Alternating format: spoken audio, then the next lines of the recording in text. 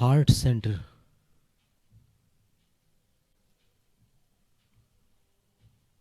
हृदय, कोर, केंद्र, मध्य, सप्त चक्रों की मान्यता अनुसार नीचे के 3, ऊपर के 3 के बीच एक हृदय चक्र, जिसका नाम उन्होंने अनाहत चक्र बताया है। अनाहत का अर्थ होता है जो आहत नहीं है, यानी जिसको ठोकर नहीं लगी, जिसको चोट नहीं लगी, जिसको ठेस नहीं लगी, जिसको क्षति नहीं पहुंची, वह अनाहत है। पर अपन देखते हैं कि ठेस अक्सर दिल में ही लगती है, दिमाग में ठेस नहीं लगती, दिल में ठेस लगती है। तो ये चीज़ समझने की है कि फिर इसका शुद्धिकरण कैसे करेंगे। इसका तो नाम ही कह रहा है कि ठेस नहीं लग सकती और ठेस वहीं लग रही है। ये कैसा विरोधाभास है। तब पता चलता है कि जो वास्तविक अंतस है,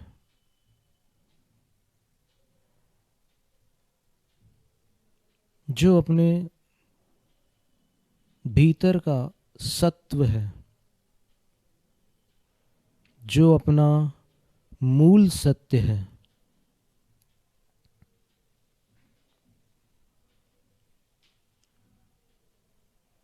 वो कभी नष्ट नहीं होता। और चूंकि इसको बीच वाले भाग में रखा है, तो बीच के हिस्से को मूल का प्रतीक मान लिया। मूल यानी जड़ नहीं, स्रोत।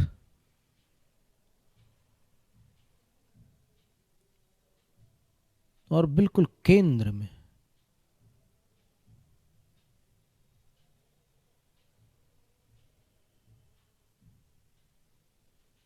इसको अपन कह सकते हैं कि अपना वास्तविक स्वरूप या अपना स्वभाव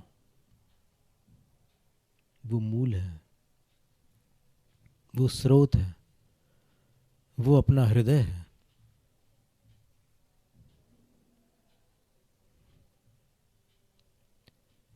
बोलचाल में जरूर कहते हैं कि तुम इतना सब करते हो, इतने भलाई के काम करते हो, इतने सत्कर्म करते हो, इतना धर्म करते हो, पर फिर भी कभी कभी ऐसा लगता है कि तुम दिल से नहीं करते। दिल से नहीं करते का मतलब यानी यहाँ जो दिल धड़क रहा है उस धड़कने वाले दिल से नहीं करते। वो तो चाहे आप दिल से करो या ना करो, धड़कता ही रहता है वो। उसकी धड़कन तो रुकती नहीं जब तक जिंदा है अपन। तो इस भौतिक दिल की बात नहीं है यहाँ पर। हृदय का अर्थ होता है अंतरंग से, भीतर से। हृदय बाहर नहीं होता, भीतर ही होता है। तो भीतर से करने का मतलब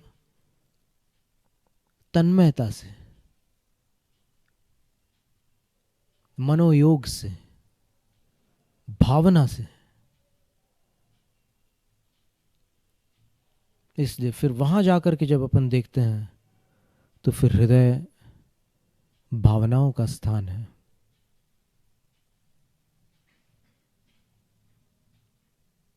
दिमाग बुद्धि का स्थान है, दिल भावनाओं का स्थान है, संवेदनाओं का स्थान है। तो हम एक बार एक बहुत बड़े साइंटिस्ट का लेक्चर सुन रहे थे, किसी डीवीडी में। गुजरात में कोई लेकर के आए थे डीवीडी, तो उसमें वो लेक्चर सुन रहे थे।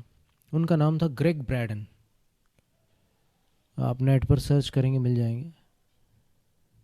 तो ग्रेग ब्रैडन ने एक बड़ी अद्भुत घटना सुनाई कि जब वो यहाँ आए पूर्व देशों में, आए तो पश्चिमी देश के वैज्ञानिक, लेकिन इधर आए तो यहाँ पर उन्होंने कुछ भ्रमण किया, कुछ स्थान देखे, कुछ साधकों को देखा, और फिर सुन रखा था कि भारत आध्यात्मिक देश है, भारत के बारे में बहुत कुछ सुनने मिलता, बाहर देखने नहीं मिलता यहाँ आने के बाद, वो बात अलग है। और दिखता है तो फिर बहुत कम दिखता है, जो सुना है उसका कुछ अंश यहाँ मिल सकता है। तो जब वो यहाँ आया तो उसने एक स्थान पर देखा कि 3 साधु एक व्यक्ति को लेटा करके उसके ऐसे घेर कर बैठकर, उसको घेर कर बैठ जाते थे और बैठ करके ध्यान लगाते थे।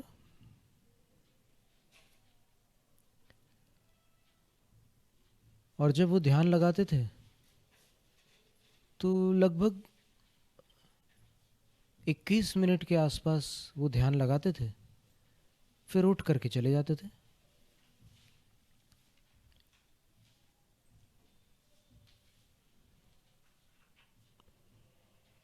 तो उसने पूछा कि व्हाट इज ऑल दिस। तो वहां से जवाब मिला, जस्ट वेट एंड वॉच,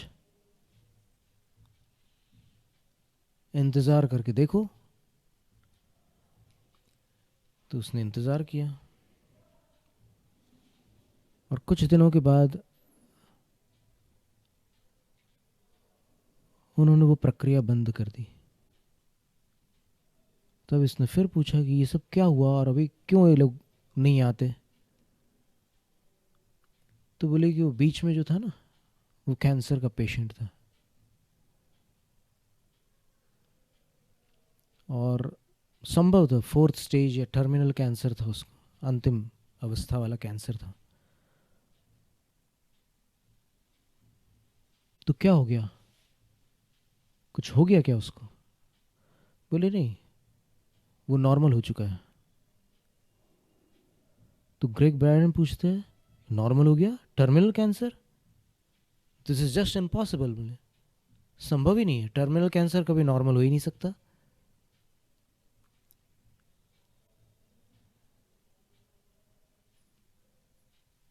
तो फिर जवाब मिला कि जो असंभव समझते हैं उनके लिए सब कुछ असंभव है। तब फिर वो विनम्र हुए और बोलते हैं कि मुझे बताओ कैसे हुआ ठीक। तब उन्होंने बताया, 3 साधु थे, तीनों से मिलते हैं। तो बोलते हैं थॉट, लॉजिक, मेथड, फीलिंग। देखो एक फॉरेनर को वो समझा रहे हैं कि यहाँ से विचार उठते हैं, यहाँ तर्क होते हैं, यहाँ विधियाँ आती हैं, यहाँ कुछ महसूस होता है, और नीचे भावना होती है।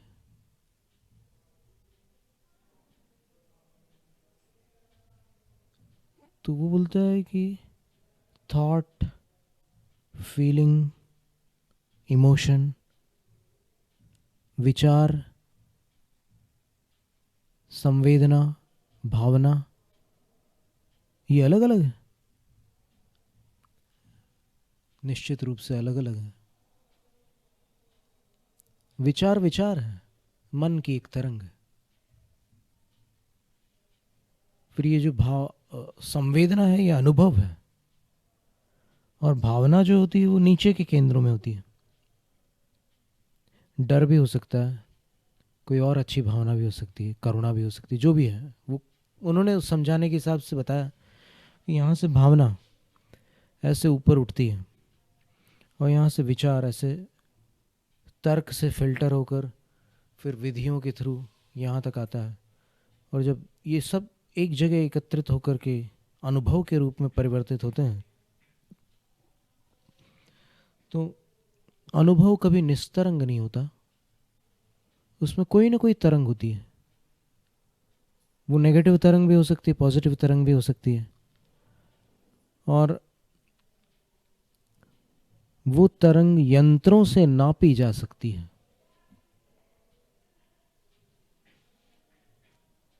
तो हार्ट चक्र के जो वाइब्रेशंस है, अनुभव की जो तरंग है, वो यंत्रों से नापी जा सकती है। Do you believe in this? Gregg Braden कहते हैं कि yes, I know this, that there are many instruments that can measure your energy field and vibrations. हाँ, मैं जानता हूँ ऐसे कई यंत्र हैं जो अपनी ऊर्जा को और अपनी तरंगों को नाप सकते हैं, पकड़ सकते हैं। But what has this to do with that? पर इसका उस घटना से क्या लेना देना है? उसका कैंसर ठीक हो गया तो बोले कि हम लोग यहाँ बैठते थे, रोज 21 मिनट बैठ करके हम लोग उसके उसको घेर करके हम बैठते थे, और हम जब आंख बंद करते थे तो हम ये नहीं सोचते थे कि हम एक बीमार आदमी को घेर करके बैठे हैं और हम उसका इलाज कर रहे हैं। नहीं, हम ध्यान लगाते थे कि हम एक स्वस्थ व्यक्ति के पास बैठ करके ध्यान कर रहे हैं, पूर्ण स्वस्थ। और एक स्वस्थ व्यक्ति के पास बैठने से जो खुशी होती है, उस खुशी को हम लोग यहाँ दिल में महसूस करते थे, अनुभव करते थे। यदि मैं अकेला करता तो मेरी ऊर्जा होती, हम दो करते तो दो की ऊर्जा होती, लेकिन हम तीनों करते थे और तीनों की ऊर्जा काम कर रही थी। और ये 3 महीने तक हम लोगों ने कार्य किया है, और 3 महीने में उसका कैंसर पूरी तरह डिसॉल्व हो चुका है, समाप्त हो चुका है। और ये सभी लोग कर सकते हैं, बस थोड़ी एकाग्रता और पवित्रता की आवश्यकता है और विश्वास की आवश्यकता है। विश्वास यानी अंधश्रद्धा की बात नहीं है, यहाँ पर पूर्ण विश्वास की। आपके सामने जो दिख रहा है उसको आप मत मानो, उसको मत देखो। आप जो देखना चाहते हैं उसको अभी देखो। क्या देखना चाहते हैं? उसको स्वस्थ देखना चाहते हैं ना, तो अभी देख लो, स्वस्थ है। और जब अस्वस्थ को स्वस्थ देखना प्रारंभ करते हैं, तब जो तरंग आती है, उस तरंग में हीलिंग एनर्जी होती है और उससे वो ठीक हो गया। तो ये नीचे से गिने तो चौथा चक्र है, हृदय चक्र, अनाहत चक्र उसका नाम है। अंग्रेजी लोग हार्ट चक्र बोलते हैं। तो इसकी शुद्धिकरण के लिए वही फिर से अंदर प्रकाश कर लेना है। एक सुनहरा फव्वारा है अपने भीतर, जिसमें से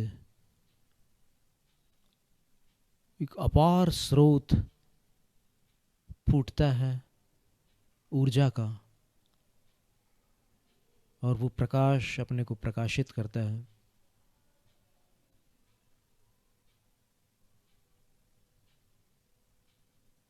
अपने को सब कुछ दे देता है। जो लोग भटके हुए हैं, अथवा जो लोग ऐसी खुशी में लगे हुए हैं जो किसी के गम का कारण बन रही है, वो अगर अपने अंदर की खुशी को पाले तो उनको बाहर कोई उठापटक नहीं करनी पड़ेगी। वो खुद आनंदित हो जाएंगे और सारी दुनिया को आनंदित देखना चाहेंगे।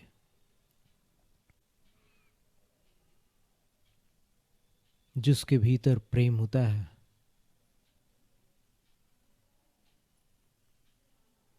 वो प्रेम ही देता है। जिसके भीतर रहम, दया होती है, करुणा होती है, वो करुणा ही प्रकट करता है। जिसके भीतर आनंद होता है, वो आनंददायी होता है। जो है वही तो देंगे, जो नहीं है वो कहां से देंगे? फिर हृदय स्थान पर देखिए, एक मुट्ठी के बराबर जेड कलर, हरे रंग का एक पत्थर होता है, ऑर्नामेंटल स्टोन होता है,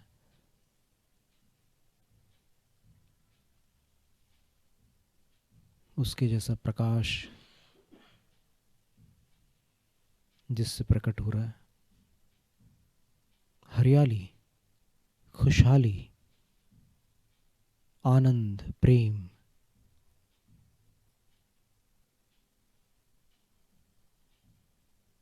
इस केंद्र से संबंधित ऊर्जा द्वारा अपन प्रेम पाते हैं और लुटाते हैं।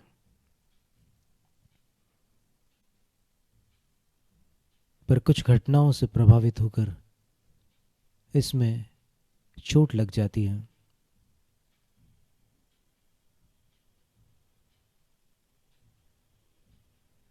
उसका शुद्धिकरण करना है। अंदर से तो ये अनाहत है, क्योंकि ऐसी कोई ताकत नहीं है जो प्रेम का सर्वनाश कर सके। कहीं ना कहीं वो प्रेम जिंदा रहता ही है। एक बिल्ली जब चूहे को पकड़ती है तो चूहे के मुंह से आवाज निकलती है। वो आवाज दूसरी बार नहीं निकल पाती, एक बार निकलती है। इतनी क्रूरता से वो झपट कर उसको नष्ट कर डालती है। और उसको मारने के बाद जब खाती है तो फिर उसके शरीर से निकलने वाली खून की एक एक बूंद को चाट जाती है। अपन सोच सकते हैं कि इसके अंदर कितनी क्रूरता है, इसमें प्रेम कैसे हो सकता है। आचार्य विद्यानंद महाराज श्री ने अपने एक उपदेश में कहा था कि वही बिल्ली जब अपने बच्चे की गर्दन पकड़कर एक छत से दूसरी छत पर छलांग मारती है, तब उस बच्चे की गर्दन पर दांत की एक खरोंच भी नहीं आती। ये करुणा और प्रेम का चमत्कार है। तो वो चीज रहती है, वो अनाहत, इसीलिए नाम है उसका, वो याद रखना आपको। तो उसमें जो भी धब्बे दाग वगैरह आ गए हैं, उसके शुद्धिकरण के लिए उस प्रकाश को सौंप देते हैं अपन। प्रेम पाने और प्रेम लुटाने की जो अपनी शक्तियां हैं इस केंद्र से जुड़ी हुई, उसको वहाँ सौंप देते हैं, उस दिव्य प्रकाश को शुद्धिकरण के लिए। और फिर राग अहीर भैरव सुनते हुए इसका शुद्धिकरण होने देते हैं। राग अहीर भैरव, भैरव थाट का एक राग है। भारत के मूल 6 रागों में से एक भैरव राग होता है। प्रातःकालीन राग होता है। सा रे ग म प ध नि सा, भैरव का ये क्रम होता है। सा नि द प म ग रे सा। नमो अरिहंताणं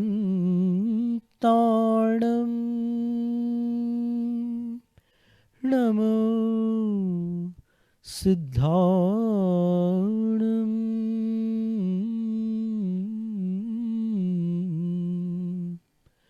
नमो आर्याणं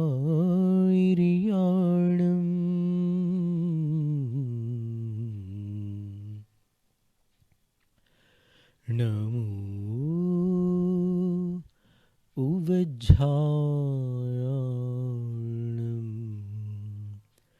नमो लोय सवसाहूणं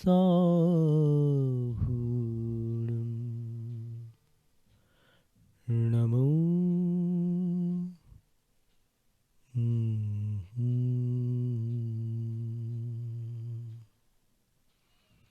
अहीर भैरव इसी में थोड़ा सा परिवर्तन लाने पर एक राग बन जाता है। उस राग में कोई भी धुन, कोई भी गीत या कोई भी संगीत चलता रहे या फिर नमोकार भी चलता रहे और ये शुद्धिकरण चलता रहे, तो वो जो जेड कलर, वो जो हरे रंग का ऊर्जा केंद्र है, वात्सल्य में जो अभी आज जीवन भर स्वार्थ की दुनिया में जीते जीते या तो अपन उस प्रेम से बहुत दूर चले गए हैं, या फिर अपने को प्रेम देने वाले जो थे वो सब अपने से दूर चले गए हैं। कोई बात नहीं, अभी भी अंदर वो झरना है, बस जो उसमें ब्लॉकेज आ गए हैं उसको साफ कर रहे हैं अपन। सीधे बैठे हुए हैं अपन, शांत बैठे हुए हैं, और उसका शुद्धिकरण चालू है। ऐसा लग रहा है कि अपन कहीं पीछे लौट रहे हैं।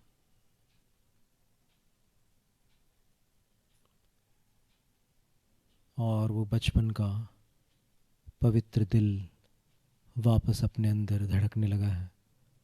वो जानवरों से प्रेम, वो पक्षियों को दाने डालना, दोस्तों से लड़कर फिर शाम को गले में हाथ डालकर घूमना, सब कुछ वापस आ गया है। जैनम जयतु शासनम, जैनम जयतु शासनम, जैनम जयतु शासनम।